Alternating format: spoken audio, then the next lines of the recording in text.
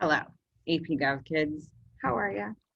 Just wanted to make a little intro video for you, kind of about the course and tell you sort of what I'm expecting. So this is my patriotic look for today.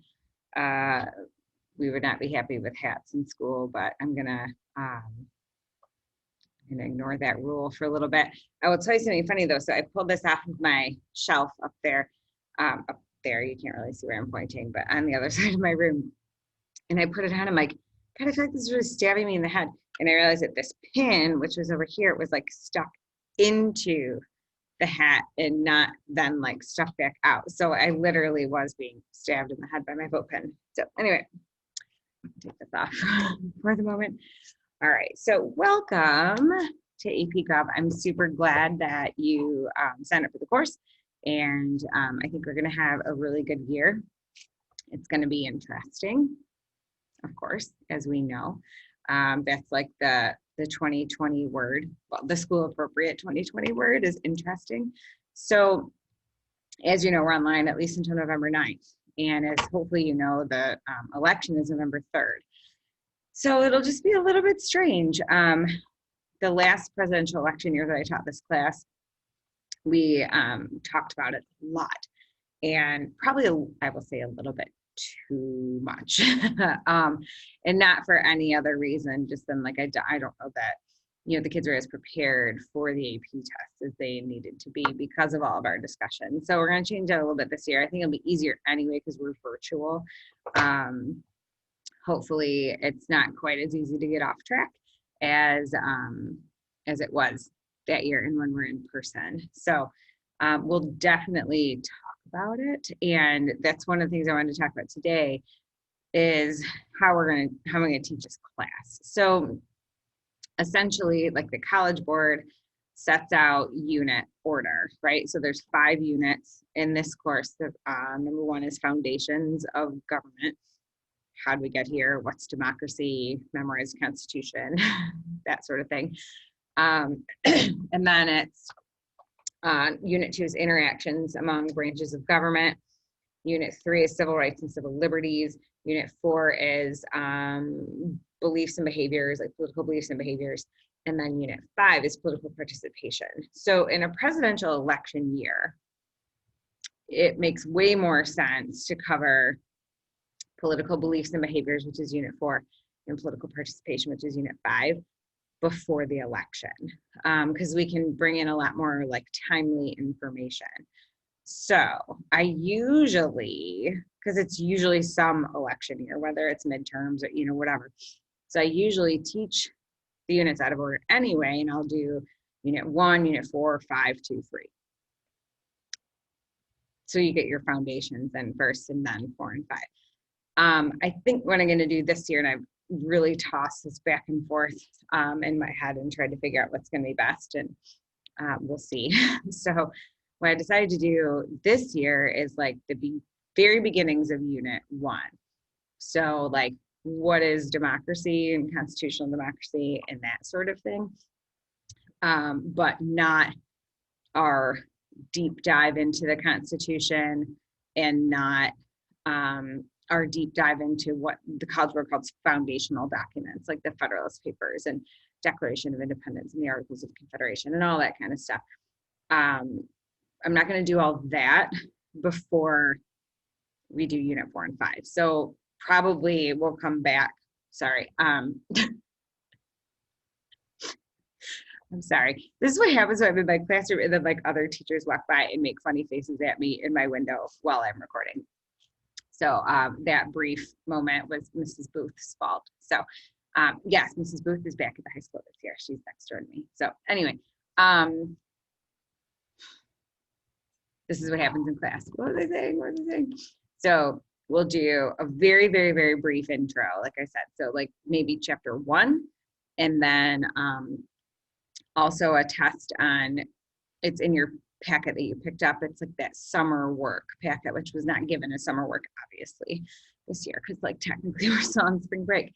But it's kind of like a civics final exam, essentially. I mean, some of you guys are 11th graders, some of you are 12th graders, so it's been, 2 or 3 years since you've taken civics, depending on where you fall. So it's really just like, do you remember like the very, very basics of how our government functions? And I figure if you at least have that knowledge and a little bit of knowledge about constitutional democracy, then we can just head right into the units that make more sense for an election year. And then when we get back to school, hopefully in November, then we'll really kind of start unit 1, which will be a little bit strange, but we'll work with it. Okay. To me, that just makes the most sense to talk about the election while the election is happening, rather than spend, 2 months on it afterwards. To me, that doesn't make a ton of sense. Okay. So anyway, that's kind of what we're going to do for the course as I see it. Obviously things could change, as we know. Again, that's the mantra of 2020. Who knows, right? So I wanted to, like, the only reason I'm telling you this is because, like, typically when we start with unit 1, there's not a whole lot to debate with respect to the Constitution, right? So, it is what it is. There's not a lot of argument about it at this point in the way that we study it, because it's written and it's the law of the land. And so, like, the only debate is, whether it should have been ratified in the first place or not, right? So starting with unit 4 and 5, which is political beliefs and behaviors, and then participation, that brings in a lot of the debate, right? So beliefs and behaviors, we do talk about the differences between, the ideologies of political parties, right? We will talk a lot about campaigns and elections. We will talk a lot in unit 5 about, like, unit 5 is what I call linkage institutions, right? So elections and interest groups and political parties in the media. And so there will be a lot of opportunities for discussion in the first couple months, which will be interesting online. Obviously, I've never done that before, so we'll see what happens. But also discussion with respect to political parties and people's beliefs tend to lend themselves to not always, like, the nicest things that people say. And so I just want to, like, throw out right this second that this is a place of respect, okay? We do not attack people. We don't, we attack opinions or beliefs, right? So, but, like, ideas, when I say attack, I don't really mean attack, but, like, we argue those. Like, you need to be able to separate the idea from the person and not dislike somebody as a person because they don't agree with what you believe, okay? Now, we will get into some discussions in the first few days and beyond with respect to some things that just aren't really up for debate, right? Like human rights, okay? So, like, those, we don't debate those. Like, those, they are what they are, and natural human rights exist. But everything else that is, that kind of makes up our political system and makes up the divide is stuff that people get passionate about. Honestly, so I went to Michigan State, go green, and my husband went to Michigan, whatever. So anyway, so, during football season, although not this year, but during most football seasons, and then of course in basketball season too, we struggle a bit. We're both very passionate about our schools. Some of you I know from previous classes, and I know that you and I also have some pretty strong disagreements about Michigan and Michigan State. Logan Palmatier. So, it's funny how politics has become the new sports, where it's like, if you're a Michigan fan, there's very few redeeming qualities that you can find in Michigan State sports. Like, some of you might admit that, like, Tom Izzo's a good coach, right? But other than that, they'll never root for Michigan State, maybe unless they're playing Ohio State or whatever. but like not even then, not really. Like you're not really rooting for that. You just would like to see Ohio State lose. You don't want to see Michigan State win. So it's like this fervor, right? Of that is my school, and that is who I root for, that is my team, and nothing will take me away from that. And I don't like anything that these people do. And all the things I'm going to share on social media are about like these crappy things about the other team or what have you, right? Welcome to the world of politics. So there are a lot of people, and you might be one of them, or you might not have really gone into any of your, political beliefs yet, which is also great, whatever. But there are people who are, I am this party, and there is nothing good about that party. And we need, as a class, to take that and throw it out the window.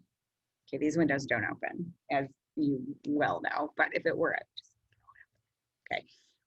You have to be open-minded in this class. I am not in any way, shape, or form telling you to compromise your beliefs. I don't compromise my beliefs, and I don't expect you to either. But you need to understand that in 90-ish% of issues out there, there's more than one side. And I don't even say two sides, because usually there's multiple facets to it, right? But in, again, 90-ish% of any issue that we're going to talk about in this class, there is different ways you can look at it. And I would like for all of you, especially if you're already pretty like politically active, and I don't mean, like campaigning for people. I mean like paying attention to what's going on in our world, in our country, in our state, and locally, and that sort of thing. I need you to allow yourself to just sort of chill and hear what somebody else has to say. Because I've looked at this roster of kids, and I know for a fact that not all of you agree with each other. And that's actually a good thing, right? Because if you only surround yourself with people who believe the exact same thing you do, you'll just like fall into this world in which everybody is the same. And that's just not true. And that's not how it is, nor is it how it should be. Once you step outside of your comfort zone, you really open yourself up to new ideas. And so I'm asking that you guys do that, and that you regardless of what you think you know about somebody or their beliefs, and that goes for students in the class, it goes for what you think you know about me and my beliefs, just forget all about it, and everybody kind of starts with a clean slate. Okay. My beliefs in particular, I try to not like throw them out at you, because it doesn't matter what I think. I want you guys to think for yourselves. On certain issues, like I don't really compromise. And so there are things that you will know about me by the end of the year in my beliefs, and that's okay.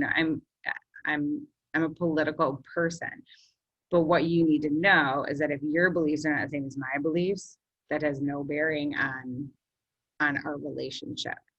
Okay, so just wanted to throw that out there. All right, the last thing that I would like for you to do, if you could, before the start of school, and if you've already done this, just because you were interested in it, you don't have to do it again, but I want either two speeches that I want you to watch.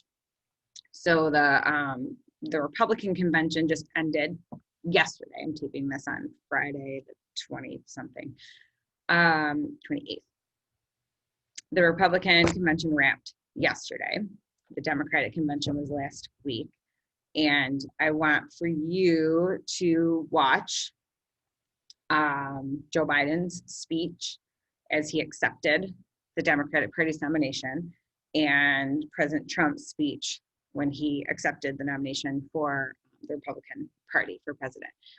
So I want you to watch both of those. You don't have to take notes or anything like that. If you want to, great. I encourage that if there's things you want to remember about it. But really what I want you to watch for is them, like what they laid out, if anything, with respect to their policy agenda. Meaning, like, what did they say they're going to try to accomplish if they're elected president? And sometimes it's not really like it's a list. I'm going to do this, I'm going to do this, I'm going to do this, I'm going to do this. So maybe just look for like subject areas that they made reference to. So kind of try to think of like, how are they appealing to people? Like how do they think they're going to win your vote by what they said? So that's kind of what I want you to do. And these are online, like in a multitude of different places. So you should not have a hard time finding those at all. Just make sure for the president's one, make sure that you actually served this year and not 2016. So like, just make sure you're in the right year on that. And for Biden, make sure that you're not like you're on this year as well, because he would have spoken at the 2008 and 2012 convention too as the vice presidential nominee. Okay, that is it.